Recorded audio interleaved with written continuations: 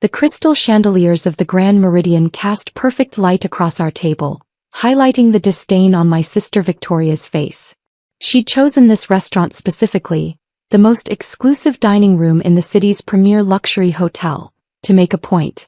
Several points, actually. "Sarah, are you sure you can afford to split the bill evenly?"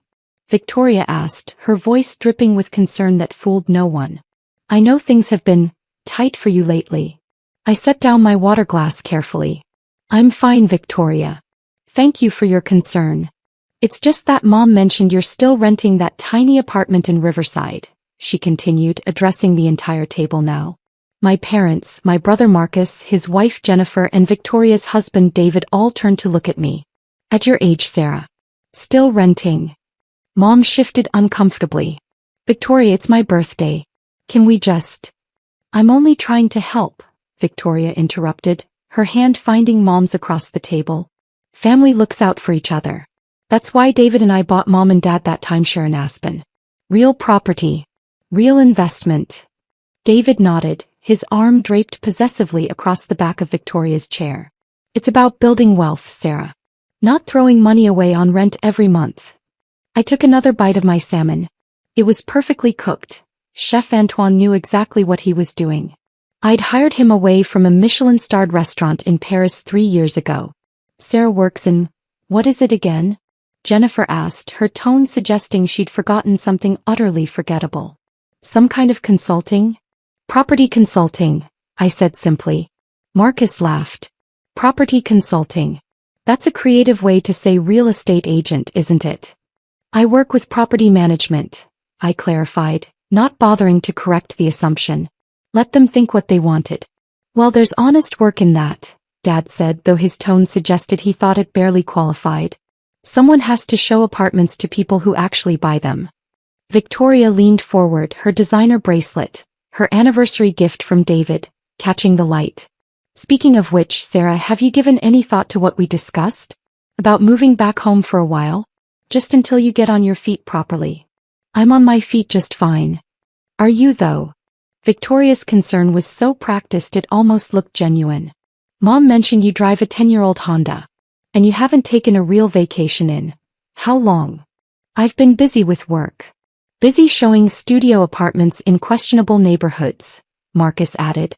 "That's not the same as actually being successful, sis." The waiter approached with dessert menus and Victoria waved him away.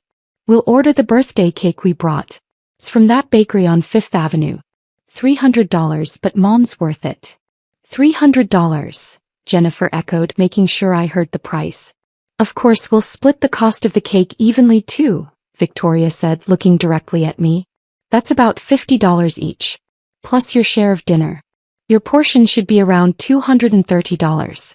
Can you manage that, Sarah? If not, David and I can cover you. We don't mind helping out family." I smiled. "I can manage. It's just that $280 total is probably significant for your budget," Victoria pressed. "There's no shame in accepting help." Mom's face was flushed. "Girls, please. Can we just enjoy?" "We are enjoying," Victoria said brightly. "I just want to make sure Sarah isn't struggling silently. That's what big sisters are for." She turned to me, her expression shifting to something resembling pity. "You know, Sarah, the firm David works for is hiring administrative assistants. It's entry-level, but it's stable. Benefits, regular paycheck, opportunity for advancement. I could put in a word. I'm not looking for administrative work." "Pride," Dad muttered into his wine glass. "That's always been your problem, Sarah." "I'm just saying," Victoria continued, "at 32, you should be thinking about your future. Retirement accounts. Property ownership. Building something real. Not just scraping by month to month showing apartments to other people." Marcus signaled the waiter. "Another bottle of the Chateau Margaux. The 2015 if you have it." "That's $400 a bottle," Jennifer whispered to me loudly enough for everyone to hear. "But it's a special occasion. Sarah might prefer something more modest," Victoria suggested. "No judgment. We all have different budgets." "The Margaux is fine," I said. Victoria's eyebrows rose. "Are you sure? Your share of that bottle alone would be about $65. On top of everything else." "I'm sure." She exchanged a look with Marcus. That look I'd seen my entire life. The one that said they were humoring their little sister who didn't quite understand how the real world worked. Dad cleared his throat. Sarah, your mother and I have been discussing something. About your grandmother's jewelry. My hand stilled on my fork. The pieces are valuable, he continued. Heirlooms. And we've decided they should go to Victoria and Jennifer. They have homes to display them properly, safe deposit boxes at reputable banks. You understand. Those were supposed to be divided between all of us, I said quietly. That was before we understood everyone's circumstances, Mom said, not meeting my eyes. Victoria has that beautiful display case in her foyer. The jewelry will be appreciated there. Protected. Protected from what? From being sold off to pay rent, Marcus said bluntly. Let's be honest, Sarah. You're one bad month away from financial trouble. Grandma's jewelry is too valuable to risk. Victoria reached across to pat my hand. When you get more established, we can discuss it again. Think of this as us keeping the jewelry safe for the whole family. The waiter returned with the wine, making a show of presenting the label to Marcus. The 2015 Chateau Margaux, sir. Excellent choice. As he poured, Victoria continued her campaign. You know what might really help you, Sarah? If you stop trying to keep up appearances. There's no shame in admitting you're at a different life stage than the rest of us. David and I have the penthouse in Harbor Tower. Marcus and Jennifer just bought that colonial in Westchester. Mom and Dad have their house paid off plus the timeshare. And you? Have a rental in Riverside, I finished. Exactly. And that's okay. Not everyone can be successful in the same way. Some people are late bloomers. Some people just find their level. David nodded sagely. The sooner you accept where you are, the sooner you can make realistic plans. Maybe find a nice roommate to split costs. Victoria mentioned you live alone. That's really not financially prudent at your income level. My income level, I repeated. Well, whatever real estate agents make from commission, he said dismissively. It can't be much, especially in the rental market. Those commissions are tiny. Jennifer leaned in conspiratorially. I have a friend who's looking for a roommate. She's 55, very clean, doesn't make much noise. She'd probably only ask for $500 or $600 a month in rent from you. It would help so much with your expenses. You want me to rent my apartment to a 55-year-old roommate? Share your rental, Jennifer corrected. And yes, pride won't pay your bills, Sarah. The sommelier approached our table, but before he could speak, Victoria held up her hand. We're fine for now, thank you. He hesitated, his eyes finding mine for just a moment. I gave him a subtle shake of my head and he retreated. See, that's another thing, Victoria said, having noticed the exchange. You can't just wave away waiters like you're someone important. These people work for tips, Sarah. They need to do their jobs. I wasn't. You were dismissive, she insisted. That's exactly the kind of behavior that comes from insecurity. You can't afford to eat places like this regularly, so when you do, you overcompensate. You try to act like you belong. Marcus swirled his wine. Remember when we were kids and Sarah used to pretend she owned that playground near our house? She'd tell other kids they needed her permission to use the slide. Everyone laughed except Mom, who at least had the grace to look uncomfortable. I was 7, I said. But the pattern was already there, Victoria said, her psychology degree from 15 years ago apparently qualifying her to psychoanalyze me. Delusions of authority. Pretending to have power you don't actually possess. It's a coping mechanism for feeling inadequate. I don't feel inadequate. Of course you don't think you do, she said kindly. That's how defense mechanisms work. The waiter brought Mom's birthday cake, an elaborate creation with gold leaf and sugar flowers. Everyone sang, Mom blew out the candles, and Victoria made sure to photograph everything from multiple angles for her social media. This is the life Mom deserves, Victoria announced. Luxury. Quality. The best of everything. That's why we chose the Grand Meridian for tonight. This hotel represents excellence. Did you know their suites start at $1,500 a night? Their penthouse suite is $12,000. $12,000 a night, Jennifer echoed dutifully. Could you imagine? Victoria laughed, looking at me. Spending your entire month's rent on a single night in a hotel room? I couldn't, I agreed. That's why people like us, She gestured around the table, carefully excluding me. Work hard and make smart investments. So we can enjoy places like this. While people at your level. She trailed off meaningfully. Should stick to budget hotels? I offered. Exactly. He seemed pleased I understood. There's no point in you saving up for one fancy dinner when you could be putting that money towards something practical. A better used car maybe. Or furniture that isn't from IKEA. David flagged down a passing waiter. Excuse me, could you tell us about your hotel's membership program? I've been thinking about joining. The waiter, young and clearly new, brightened. Of course, sir. The Grand Meridian Club offers exclusive benefits. Priority reservations, complimentary upgrades when available, access to our executive lounge, 15% off all dining and spa services. Cost. The annual membership is $25,000, sir. Victoria gasped theatrically. $25,000. David, that's actually reasonable for what you get. We should do it. Consider it done, David said, pulling out his platinum credit card. Sign us up. The waiter looked uncertainly at the card. I'll need to have our membership coordinator process this, sir. If you could give me just a moment. Of course, David said magnanimously. Take your time. We're celebrating here. My mother-in-law's birthday at the Grand Meridian. He said the hotel's name like it was conferring status just to be here. After the waiter left, Victoria turned to me. Sarah, you're being awfully quiet. Are you feeling okay? Not overwhelmed by all this. I'm fine. It's just that places like this can be intimidating when you're not used to them, she said. All the formality, the expense, the expectations. I remember my first time at a luxury hotel. I was so nervous I could barely speak to the staff. When was that? I asked. Oh, years ago. Before I met David. I was still figuring out my place in the world, much like you are now. And now you've figured it out? Well, yes, she said, seemingly oblivious to any sarcasm. I married well, invested wisely, built a life of quality. That's the path, Sarah.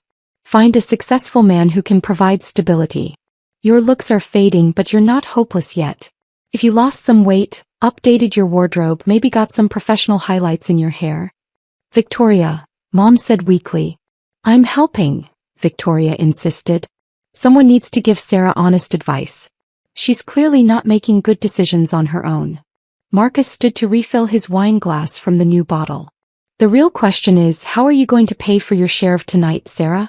Did you bring enough cash, or are you going to make us wait while you run to an ATM? I have my card. A debit card, I assume? Jennifer asked. Just make sure you have enough in your account. The overdraft fees are brutal. I'm aware. Are you sure you don't want us to just cover you? Victoria pressed. Seriously, Sarah, I know you're proud, but $345 is a lot of money for someone in your position. With the wine, cake, your entree, appetizers, let us treat you. Early Christmas present. I can pay my share. But should you? Dad asked. Your mother and I worry about you, Sarah. You're living paycheck to paycheck, one emergency away from disaster. Maybe it's time to swallow your pride and accept that you need help. I don't need help. Victoria sighed dramatically. This is exactly what I'm talking about. Denial. Sarah, listen to me as your older sister who only wants what's best for you. You're not doing well. Your life is not where it should be at your age. And instead of accepting help from people who love you, you're clinging to this fantasy that everything is fine. Everything is fine. You drive a 10-year-old car. Victoria nearly shouted. You live in a rental apartment in a mediocre neighborhood. You work as a real estate agent showing apartments for rental commissions. Your entire life is fine, the way fast food is fine, when you're hungry but can't afford a real restaurant. The tables around us had gone quiet. Other diners were pretending not to listen while absolutely listening. Victoria, lower your voice, Mom hissed. No, Victoria said. No, I'm done tiptoeing around Sarah's feelings. She needs to hear the truth. Sarah, you are failing at life. You're 32 years old with nothing to show for it. No property, no husband, no prospects, no savings we can see. You're a cautionary tale. You're what happens when someone has potential but wastes it through poor decisions and stubborn pride. The silence at our table was deafening. Even Marcus looked uncomfortable. Are you finished? I asked calmly. I'm trying to help you, Victoria said, her eyes actually welling with tears. Why can't you see that? Why can't you just accept that you need us? Before I could respond, I saw Richard Chin, the Grand Meridian's general manager, approaching our table. His expression was professionally neutral, but I caught the slight tension around his eyes. Behind him, the young waiter from earlier looked panicked. "Good evening," Richard said smoothly. "I hope you're all enjoying your meal." "We are," David said importantly. "In fact, we were just discussing your membership program.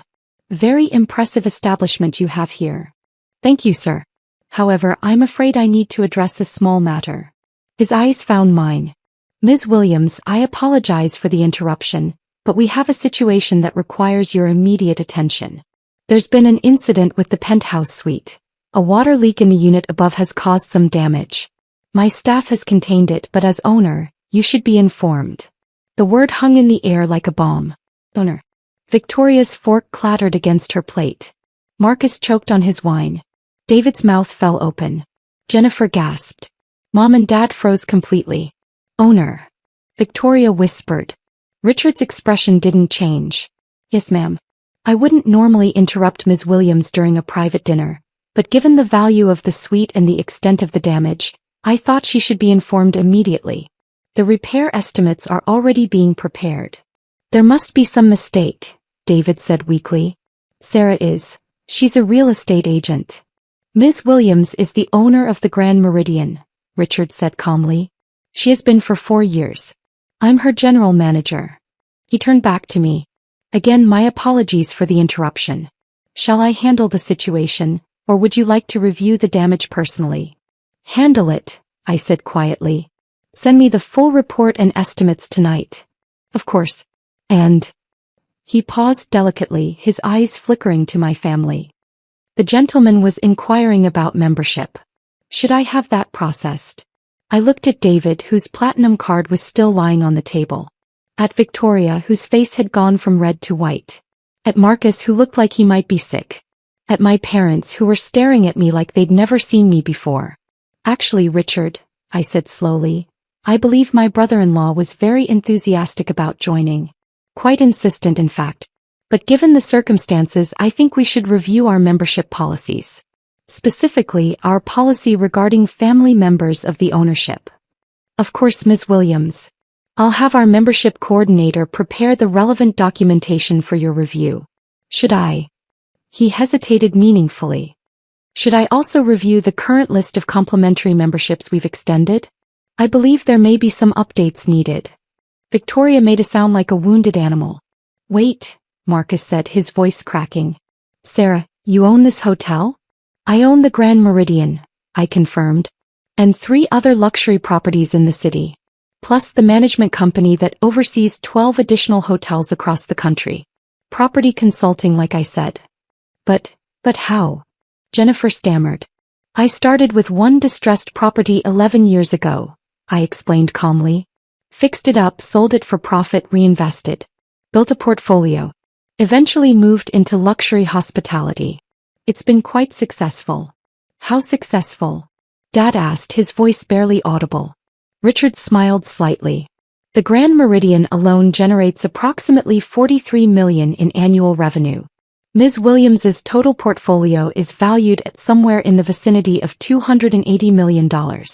Though I shouldn't speak to specifics without her permission." $280 million, Mom breathed. "Though that's a conservative estimate," Richard added. "The valuation fluctuates based on market conditions." Victoria was shaking her head. No, this is... You drive a Honda. You live in Riverside. I drive a 2015 Honda because it's reliable and I don't care about impressing people," I said. "I live in Riverside because I own the entire building. It's a 12-unit property that I use as a test facility for new property management systems. I live in one unit and monitor the others." "The jewelry," Dad said suddenly. "We told you that you're giving Grandma's jewelry to Victoria and Jennifer because they have safe places for it." "Yes, I heard." "That's fine. Keep it. I have safety deposit boxes at 3 different banks containing about $4 million in various valuables and emergency assets. Grandma's jewelry is sentimental, but I'll survive without it." $4 million, Marcus echoed faintly. Richard glanced at his watch. Ms. Williams, I should attend to the penthouse situation. Unless you need me to stay. No, go ahead. Handle it.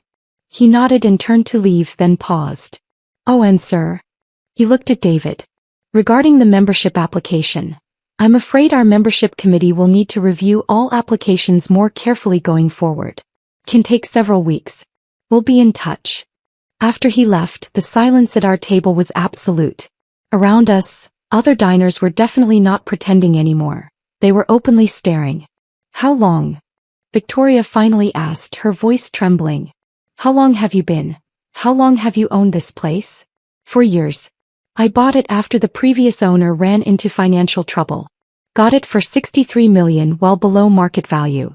It's worth about $140 million now. And you let us. She couldn't finish. Let you what? Criticize my car? My apartment? My job?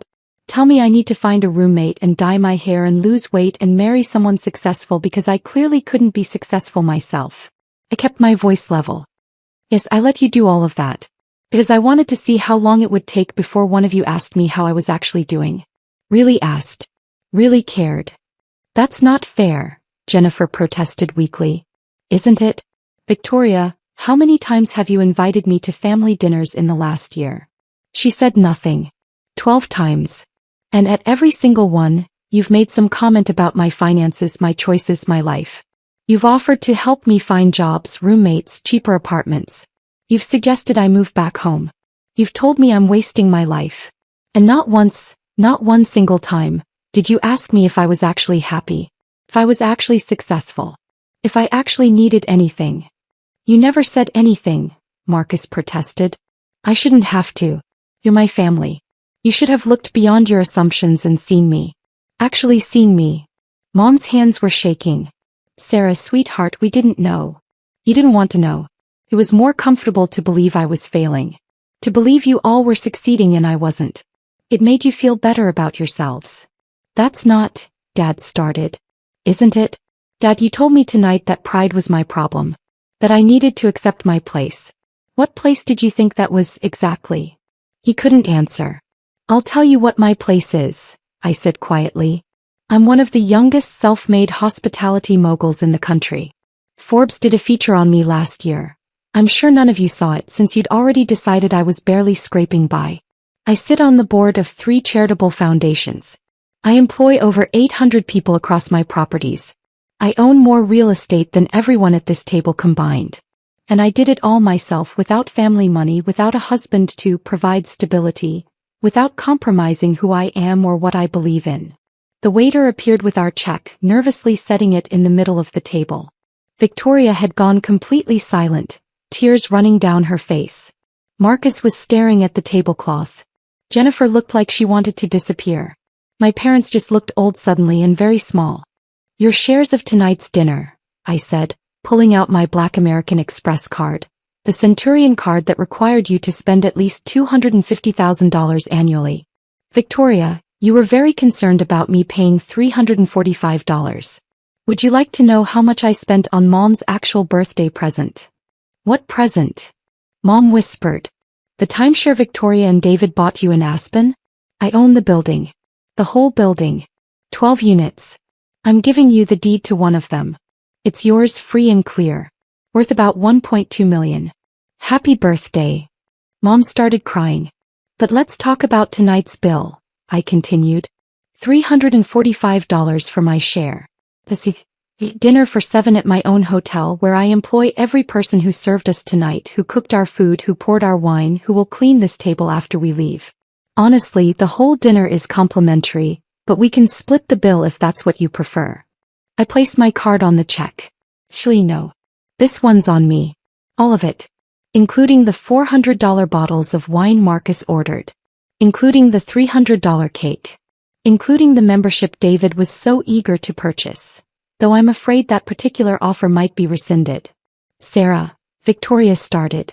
I'm not finished, I said, my voice still calm but with an edge now.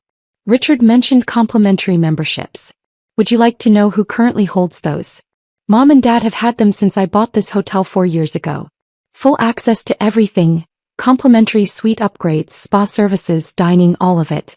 I gave it to them thinking they'd use it, maybe ask me about it, maybe realize their daughter wasn't actually failing at life. Dad's face crumpled. We never used it. We thought it was some kind of promotional thing. We didn't realize that it came from me. Of course you didn't. Because you'd already decided what my life looked like. I stood up. Dinner is paid for. The hotel staff will bring your cars around whenever you're ready to leave. Drive safely. Where are you going? Mom asked. I have a water leak to assess. I'm the owner, remember? These things require my attention. Sarah, please, Victoria said, her voice breaking. Please, I'm so sorry. I didn't know. I was horrible to you. I was so horrible and I'm so sorry. I looked at her. Really looked at her. The designer clothes, the expensive jewelry, the carefully constructed image of success. And underneath it all I saw what I'd missed before, fear. She'd been afraid all along that she wasn't enough, wasn't successful enough, wasn't special enough. And she dealt with that fear by deciding I was beneath her. You were horrible, I agreed. All of you were. But here's the thing, Victoria. I don't need your apology. I don't need anything from any of you. I never did. I have everything I need, everything I built, everything I earned. What I don't have is a family that sees me for who I actually am. We see you now, Marcus said desperately. Now that you know about the money, you mean. Now that you know about the hotels and the portfolio and the Forbes article. But you didn't see me an hour ago. You didn't see me last month or last year or 4 years ago when I bought this place. You saw what you wanted to see. What was convenient to see. I picked up my purse. I need to go. Richard will ensure your membership coordinator contacts you about returning your complimentary access cards. Mom, Dad, yours are still active. Use them or don't, it's your choice. But going forward, family dinners at my properties might be complicated. You can't just leave, Jennifer said, finding her voice. We're your family. You're people who share my DNA, I corrected. Family is supposed to support you. Believe in you. See the best in you. You all saw what you wanted to see. Someone you could look down on, someone who made you feel better about your own choices. That's not family. That's just cruelty with a biological excuse. I walked away from the table, through the restaurant, past the other diners who were definitely not pretending anymore. In the lobby, Richard was waiting. The penthouse? I asked. Being handled. I'm sorry about the timing, but I thought you should know. You did the right thing. I paused. And thank you for the membership committee comment. That was inspired. He smiled slightly. I've worked for you for 4 years, Ms. Williams. I know how you handle people who underestimate you. Cancel the complimentary memberships for everyone except my parents. Already done. I took the liberty as soon as I understood the situation at your table. You're worth every penny I pay you, Richard. Speaking of which, he said carefully, should I anticipate any fallout from this evening? Probably. They might try to make a scene, demand to speak to the owner, which would be awkward for them. They might leave negative reviews online about being mistreated, which will be interesting since I own the hotel. They might tell people I'm lying about owning this place, which will make them look foolish when those people can easily verify the truth. And if they contact you directly, they have my number. They've always had my number. The question is whether they'll use it to apologize or to demand explanations. I looked back toward the restaurant. I'm betting on demands. Your family is complicated. My family is what happens when people spend so much time creating an image of success that they forget to notice when someone actually achieves it. I headed toward the elevator. I'll be in the penthouse if you need me. Ms. Williams. Richard called after me. For what it's worth, you handled that with remarkable grace. Grace is easy when you have nothing to prove, I said. The hard part is remembering that before situations like tonight force you to prove it anyway. The elevator doors closed and I rode up to assess the water damage in a $12,000 night suite that I owned, in a hotel that bore my name on the deed, in a life that I'd built brick by brick while my family decided I was barely scraping by. My phone started buzzing before I reached the top floor. Text messages flooding in. Victoria, please call me. I'm so sorry. I love you. Marcus, Sarah, we need to talk. This is insane. Why didn't you tell us? Jennifer, I feel terrible. Can we please start over? Dad, your mother is very upset. Call us. I turned my phone off and stepped out into the hallway where my maintenance team was already working on the damaged suite. Because this was my hotel. My property. My empire. And I'd built it while they told me to find a roommate. The water damage was minimal. A pipe issue that my team had already mostly resolved. I spent 20 minutes reviewing the situation, approving repairs, checking on the guests who'd been relocated from the affected suite. Professional. Competent. In control. Everything they'd assumed I wasn't. When I finally got home to my apartment in Riverside, my building in Riverside, my investment property in Riverside, it was after midnight. I poured myself a glass of wine, stood by the window looking out at the city lights, and thought about everything that had happened. Tomorrow they'd call again. They'd want to meet, to talk, to explain. Victoria would cry. Marcus would get defensive. Mom and Dad would try to make me understand that they'd only wanted what was best for me. And maybe, eventually, we'd find some kind of equilibrium. Maybe they'd learn to see me as I actually was. Maybe I'd learn to forgive them for years of dismissal disguised as concern. But tonight, right now, I was content with the silence. Content with my 10-year-old Honda in the parking lot below. Content with my rental apartment that I owned along with the 11 others in this building. Content with the empire I'd built while they worried about my budget. I'd always known who I was. Now they did too. And that, more than anything else, was worth more than all $280 million in my portfolio. Though I had to admit, the look on Victoria's face when Richard called me owner was pretty priceless too.